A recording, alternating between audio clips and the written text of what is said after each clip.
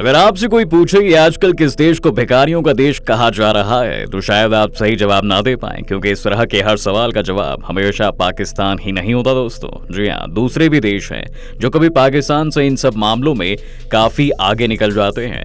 दोस्तों, south America का एक बेहद ही खूबसूरत सा देश जिसका नाम है अर्जेंटीना, और जो दुनिया में जाना जाता है अपने खूबसूरत टूरिस्ट प्लेसेस और दिग्गज फुटबॉलर लियोनेल मेसी के लिए। आजकल उसे इंटरनेशनल मीडिया में लोग कंट्री ऑफ बेगर्स यानी कि भिखारियों का देश कह रहे हैं। 2022 का फीफा वर्ल्ड कप जीतने वाला ये देश आज रिकॉर्ड लेवल के महंगाई से परेशान है। आखिर ऐसा क्या हो गया कि जो देश 1900 के दशक में दुनिया के सबसे अमीर देशों की लिस्ट में शामिल हुआ करता था, वह आज एक टमाटर या शिमला मिर्च खरीदने के लिए संघर्ष कर रहा है। अर्जेंटीना की गरीबी और महंगाई के पीछे क्या है वजह, बताएंगे इस वीडियो में, और साथ ये भी बताएंगे कि भारत कैसे अर्जेंटीना जैसे हालात को अपने यहाँ आने से रोक सकता है।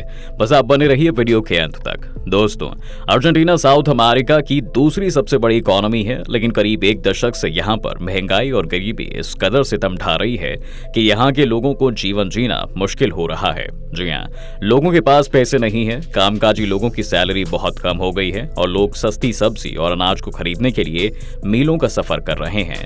इस वक्त देश में महंगाई दर 104% से ज्यादा हो चुका है और रिपोर्ट तो यह भी कह रही है कि इस साल के अंत तक यह 130% के करीब पहुंच जाएगी। इन सब के लिए लोग वहां की सरकार और सरकारी अधिकारियों को जिम्मेदार ठहरा रहे हैं। अगर हम अर्जेंटीना की लोकेशन की बात करें तो यह साउथ अमेरिका कॉन्टिनेंट के साउदर्न पार्ट में लोकेटेड है। इसके नॉर्थ में बोलीविया और पैराग्वे हैं। इसके नॉर्थ ईस्ट में ब्राजील, ईस्ट में यूरुग्वे और वेस्ट में चिली है।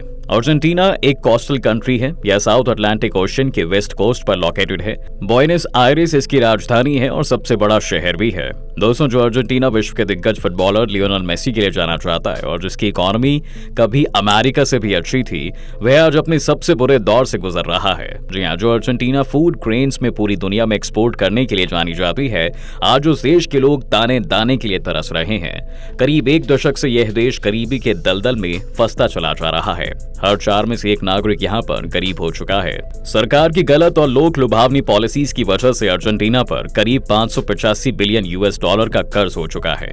इसकी करेंसी पीसो डॉलर के मुकाबले लगातार कमजोर हो रही है। एक डॉलर इस वक्त करीब 230.65 अर्जेंटाइन पीसो के बराबर है।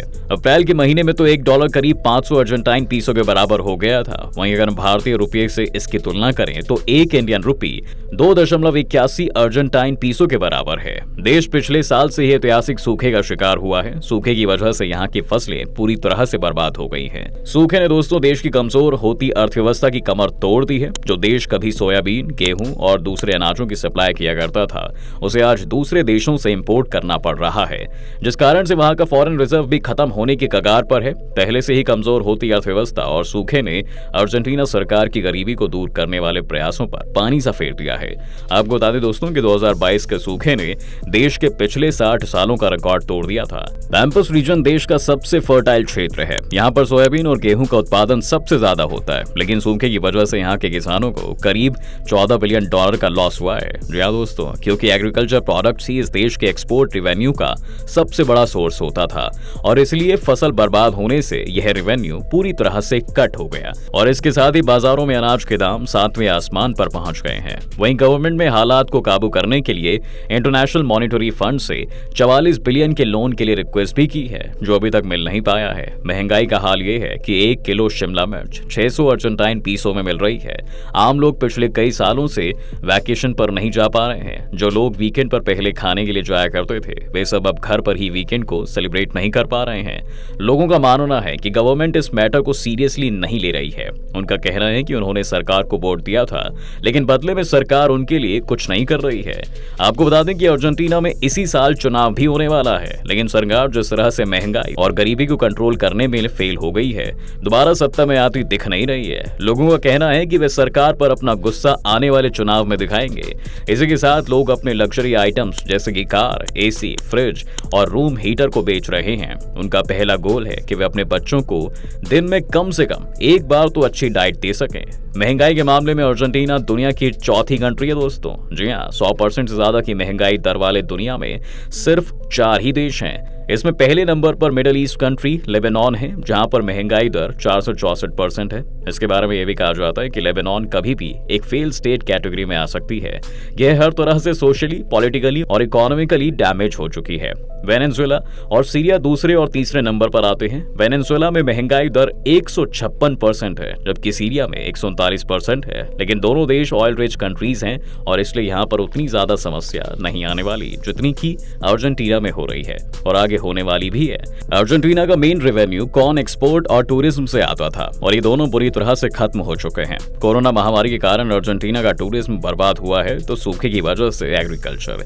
इस तरह से ये उम्मीद करना कि इसकी इकोनॉमी जल्दी सुधर सकती है और लोग गरीबी की दलदल से बाहर निकल सकते हैं, अभी जल्दबाजी होगी। लेकिन दोस्तों, अर्जेंटीना जिस हालात से गुजर रहा है, हमेशा से ऐसा नहीं था। दरअसल 20वीं सदी के शुरुआती दौर में अर्जेंटीना दुनिया की 7वीं सबसे बड़ी इकोनॉमी थी। जी हाँ, लेकिन गवर्नमेंट मिसमैनेजमेंट के कारण देश की इकोनॉमी कई बार अप एंड डाउन भी हुई। 1896 में तो अर्जेंटीना की जीडीपी पर कैपिटा यूएस से भी ज्यादा थी। 1920 तक यह दुनिया की 10 सबसे बड़ी इकोनॉमी में से एक था। लेकिन 1929 से 1939 के बीच में ग्रेट डिप्रेशन अर्जेंटीना की राजनीतिक और आर्थिक नींव को झकझोर कर रख देता है। अमेरिका के स्टॉक मार्केट में हुई भारी गिरावट से शुरू हुए उस इकोनॉमिक डिप्रेशन ने दुनिया के ज्यादातर देशों को अपने चपेट में ले लिया था। बेरोजगारी, गरीबी, भुखमरी जैसी समस्याएं अर्जेंटीना में भी काफी होने लगी थीं।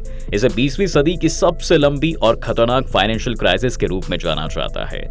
लेकिन फूड प्रोडक्शन और एग्रीकल्चर प्रोडक्ट्स की एक्सपोर्ट के दम पर अर्जेंटीना अगले कई दशकों तक खुद को एक बेहतर इकोनॉमी के रूप में बनाए रखने में सफल हुआ है। इसके बाद देश में ब्लैक पीरियड एक बार फिर से शुरू होता है, जब 1974 में प्रेसिडेंट जुआन पेरोन की मौत हो जाती है और उनकी वाइफ देश की अगली राष्ट्रपति बनती हैं। लेकिन नए राष्ट्रपति के खिलाफ जल्द ही एक सैन्य विद्रोह शुरू हो जाता है और इस सैन्य विद्रोह को सपोर्ट कर रहा था अमेरिका। साल 1976 में मिलिट्री कॉप होता है और राष्ट्रपति को सत्ता से हटा दिया जाता है। देश में मिलिट्री रूल की शुरुआत बहुत ही खतरनाक तरीके से होती है। राष्ट्रपति और उपराष्ट्रपति का सिलेक्शन मिलिट्री ही करती है। सारे पॉलिटिकल लीडर्स को बुरी तरह से टॉर्चर किया गया और फिर उन्हें मार दिया गया। आर्मी ने बड़े लेवल पर नरसंहार किया, जिसमें सबसे ज्यादा सिविलियंस थे। अमेरिका ने 1982 में अर्जेंटीना के मिलिट्री गवर्नमेंट से अपना सपोर्ट वापस ले लिया, जिसके कारण अगले ही साल 1983 में मिलिट्री गवर्नमेंट कोलैप्स कर जाती है। देश में इलेक्शन होता है और फिर से एक लोकतांत्रिक सरकार की स्थापना होती है। धीरे धीरे चीजों में सुधार आने लगे और आज यह लैटिन अमेरिका की तीसरी और साउथ अमेरिका की दूसरी सबसे बड़ी अर्थव्यवस्था है। इसके अलावा दोस्तों, अर्जेंटीना में नेचुरल रिसोर्सेज का पर्याप्त भंडार है। जी हाँ, यहाँ पर एक डाइवर्सिफाइड इंडिविजुअल बेस है। फर्टाइल लैंड होने की वजह से एग्रीकल्चर में यह काफी आगे है। यहाँ के एग्रीकल्चर प्रोडक्ट्स को दूसरे कई देशों में एक्सपोर्ट किया जाता है, जिससे देश को ढेर सारा रेवेन्यू मिलता है। लेकिन पिछले लगभग 30 सालों से अर्जेंटीना आर्थिक मंदी का शिकार हुआ है और इसी बीच सूखे की मार देश के लोगों के जीवन को बुरी तरह से प्रभावित करती है। तो इंसान और जानवर दोनों ही इस वक्त अर्जेंटीना में खाने की समस्या से बुरी तरह से जूझ रहे हैं। लोग अपने जानवरों को बेच रहे हैं क्योंकि उन्हें वो खिला नहीं सकते। लोगों के पास किराया देने के लिए पैसे नहीं है और इसलिए उन्हें घर से भी बेघर होना पड़ा है।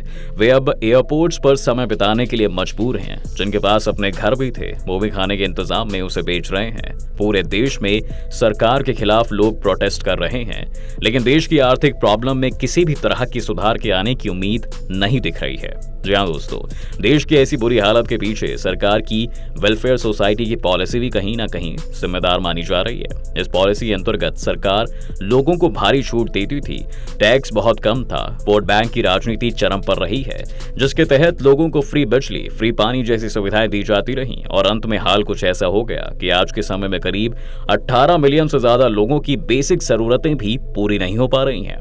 दोस्तों, अर्जेंटीना से भारत को एक सीख भी लेनी चाहिए। जो गलतियां अर्जेंटीना की सरकार ने की है, उसे भारत की गवर्नमेंट को नहीं करना चाहिए। लोक लुभावने वादे शुरू में तो लोगों को राहत देते हैं, लेकिन आने वाले समय में बहुत बड़ी प्रॉब्लम बन जाते हैं, जैसे ये आज अर्जेंटीना फेस कर रहा है। खैर, इस वीडियो में इतना ही। उम्मीद करता हूँ कि यह जानकारी आपको इंटरेस्टिंग लगी होगी। अगर अभी तक आपने हमारे चैनल को सब्सक्राइब नहीं किया है तो चैनल को सब्सक्राइब करके बेल आइकॉन को प्रेस जरूर कर दें, जिससे कि चैनल की सभी नोटिफिकेशंस आपको तुरंत मिल जाएं। वीडियो देखने के लिए आप सभी का बहुत बहुत धन्यवाद।